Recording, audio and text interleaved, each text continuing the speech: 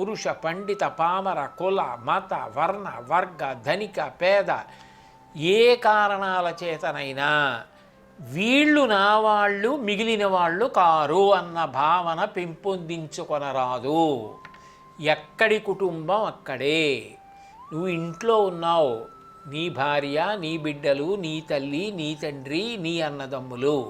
ఉద్యోగానికి వెళ్ళావు, కార్యాలయంలో ఉన్న వాళ్ళందరూ నీ కుటుంబం. నువ్వు చదువుకోవడానికి వెళ్ళావు, పాఠశాల అంతా నీ కుటుంబం. నువ్వు ఒక ఊళ్ళో ఉన్నావు, ఆ ఊరంతా నీ కుటుంబం. ఒక దేశంలో ఉన్నావు, ఆ దేశమంతా నీ కుటుంబం. నీకు భావన పెరగాలి తప్ప ఈ ప్రపంచమంతా నీ కుటుంబం. ఆ భావన పెంపొందాలి తప్ప ఎవరో వీళ్ళే నా వాళ్ళన్న సంకుచిత భావన ఉండకూడదు. Where the mind is without fear and the head is held high, where the world has not been broken up into fragments by narrow domestic walls అంటారు రవీంద్రనాథ్ ఠాగూర్ గారు. సమాజం సంకుచిత భావముల చేత ముక్కలు కాకూడదు. ఎప్పుడూ కూడా నువ్వెక్కడున్నావో అదంతా నీ కుటుంబంగా భావన చేసిన నాడు అందరితో నువ్వు కలిసిపోగలవు, అందరితో కలిసి పని చేయగలవు. అప్పుడే అభివృద్ధి సాధ్యం అవుతుంది. అంతే తప్ప ఎక్కడికి వెళ్ళినా ఎవరో కొంతమంది నీ వాళ్ళు, మిగిలిన వాళ్ళు నీ వాళ్ళు కారు అన్న భావన పెంచుకుంటే దానివల్ల చిట్ట చివరికి పాడైపోయేది ఆ వ్యక్తే పాడైపోతాడు.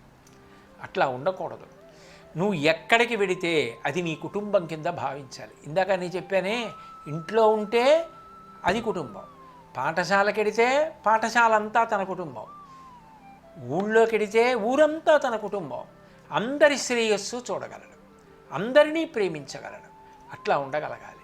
కాబట్టి ఆ మమకారము, 3 గుణాలు చెప్తున్నారు వేమన గారు ఇవాళ. ఇది ఇవాళ మీరు విద్యార్థిగానే కాదు, రేపు పౌరుడైనా చాలా ముఖ్యం, జీవితాంతం గుర్తుపెట్టుకోవలసింది. కూకటి వేళ్లతో పెళ్ళగించేయాలి. ఈ గుణాలు ఉంచుకోకూడదు మనిషి. ఒకటి మత్సరం, ఇతరులు బాధపడితే తను సంతోషించడం, ఇతరులు సంతోషపడితే తను బాధపడ్డం, ఆ గుణం ఉండకూడదు. మదం, అహంకారం ఉండకూడదు, వినయంగా ఉండాలి. మూడవది చాలా చాలా జ్ఞాపకం పెట్టుకోవలసినటువంటి విషయం, మనందరం కూడా ఆ మత్సరము, మదముతో పాటు మమకారము లేకుండా ఉండడం. అంటే వీళ్ళే నా వాళ్ళు, మిగిలిన వాళ్ళు నా వాళ్ళు కారు అన్న భావన లేకుండా అందరం ఒక కుటుంబం అన్న భావనతో ఉండడం.